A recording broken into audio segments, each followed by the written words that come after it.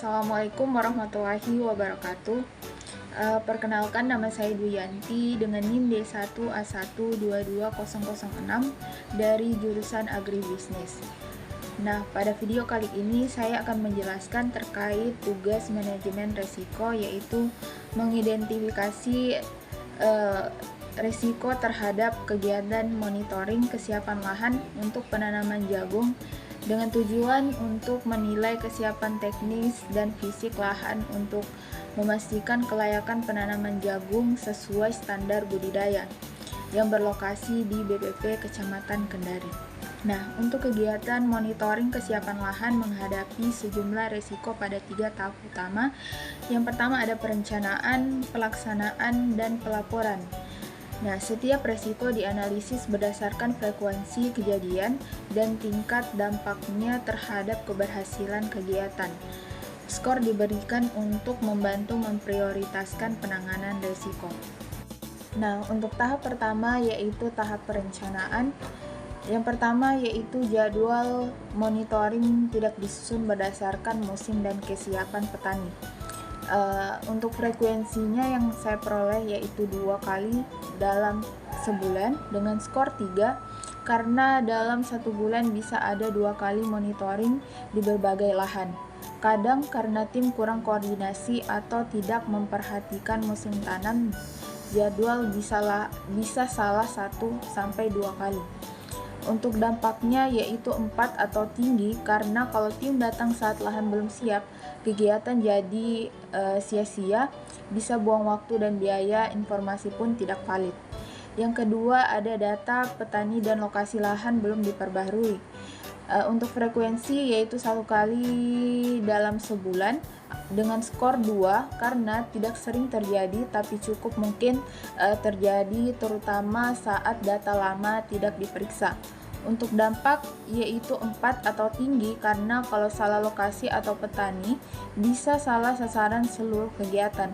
Parahnya lagi, lahan yang dimonitor mungkin tidak benar-benar akan ditanami jagung. Nah, yang ketiga ada alat monitoring tidak disiapkan.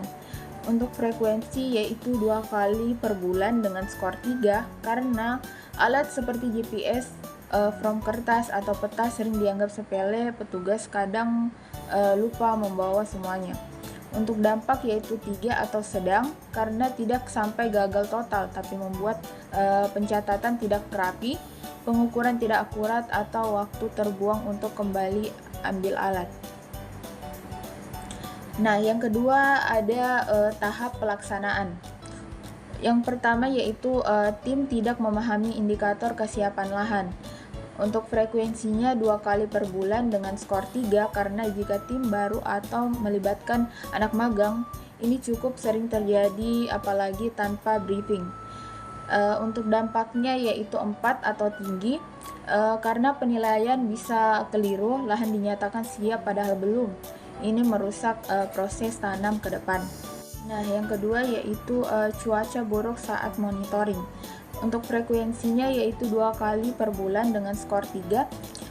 Cuaca tidak menentu terutama saat musim hujan, dalam sebulan bisa 2 kali terganggu hujan. Untuk dampaknya yaitu 3 atau sedang, karena masih bisa dijadwal ulang tapi kegiatan jadi molor, tidak langsung membatalkan seluruh program. Selanjutnya yaitu akses ke lokasi sulit dijangkau. Untuk frekuensi 1 kali per bulan dengan skor 2, karena sebagian besar lokasi bisa dijangkau tapi ada lokasi tertentu misalnya di ujung desa atau berbukit yang menyulitkan. Untuk dampaknya yaitu 4 atau tinggi, karena kalau tidak bisa dijangkau, kegiatan tidak bisa dilaksanakan sama sekali di lokasi tersebut.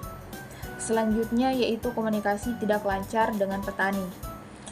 Untuk frekuensinya yaitu 2 kali per bulan dengan skor 3.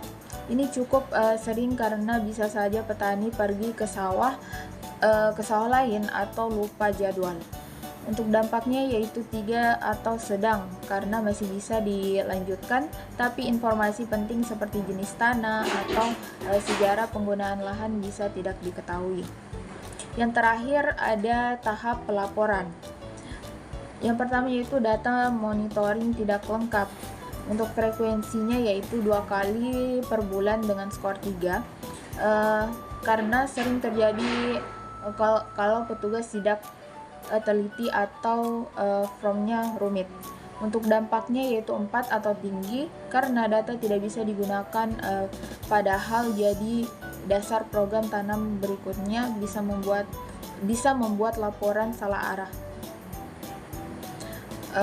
Untuk frekuensinya yaitu 2 kali per bulan dengan skor 3, karena ini cukup sering karena bisa saja petani pergi ke sawah lain atau lupa jadwal. Nah, untuk tahap yang terakhir yaitu tahap pelaporan. Pertama yaitu data monitoring tidak lengkap dengan frekuensi 2 kali per bulan skor 3, sering terjadi kalau petugas tidak teliti atau formnya rumit.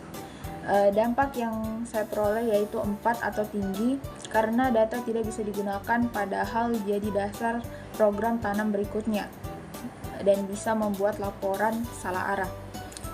Selanjutnya yaitu laporan monitoring terlambat.